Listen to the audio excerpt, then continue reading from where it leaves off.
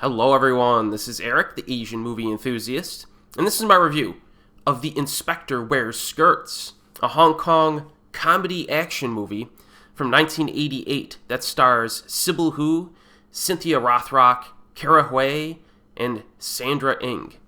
Now, the easiest way to describe this film is to say that it's basically the Hong Kong version of Police Academy.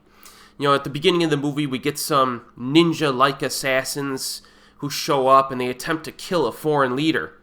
And as a story consequence of that event, the Hong Kong cops decide to implement a boss babe approach to crime fighting, which necessitates the aggressive recruiting and training of lady cops. And they set up a program to beef up their female police academy, and the film goes from there. Now, it's important to go into The Inspector Wears Skirts expecting a comedy first that has some action in it, not the other way around. So there's a reason why I categorized this movie as a comedy action flick instead of an action comedy. And much of the runtime is spent on moderately entertaining humor. You know, there are some shenanigans at the academy involving trainings. There are some interactions between the girls and some of the fellow men trainees who are at the same, academy, training in a different section or whatever.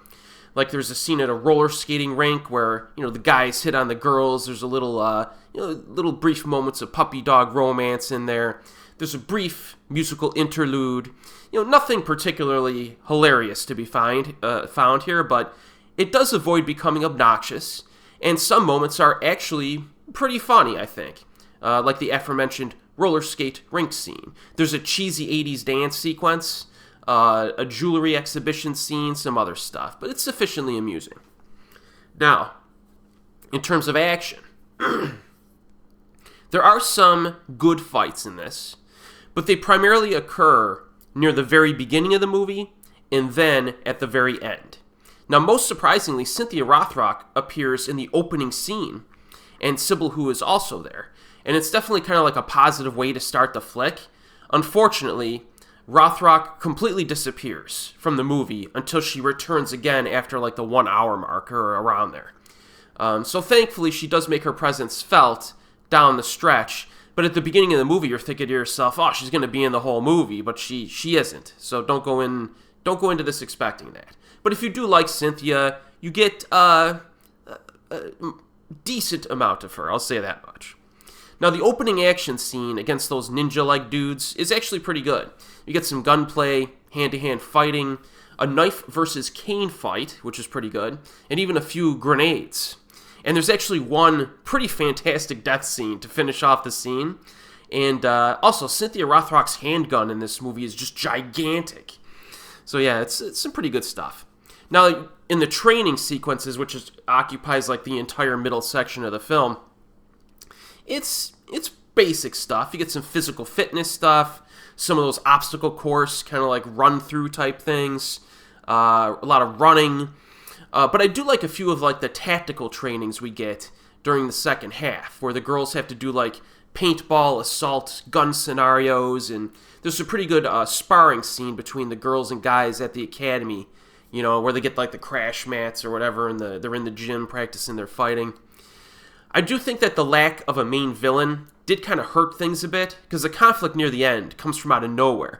I kind of feel like they should have bridged the conflict where, let's say the assassination attempts at the beginning were orchestrated by some bad guy who comes back at the end of the movie, so that way you bookend it nicely, but it's kind of, the final, conflicts just comes from out of nowhere.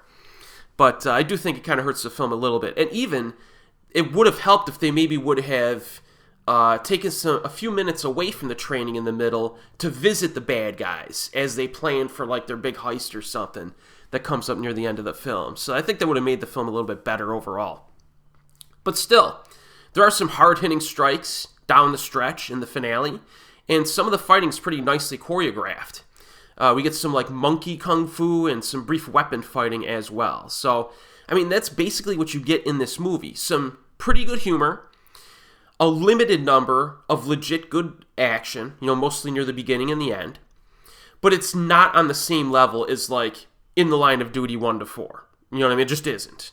Not even close, so don't go in expecting that. But still, this movie did spawn a franchise back in the day, and all of them I remember being watchable. I think the fourth one was my favorite, but I haven't seen these in quite a while. So I moderately recommend The Inspector Wears Skirts, but if you have not seen the In the Line of Duty films yet, by all means, make those your priority. And this one is available, actually streaming on Amazon, so it's out there for you if you want to watch it. And as always, folks, I'll see you next time.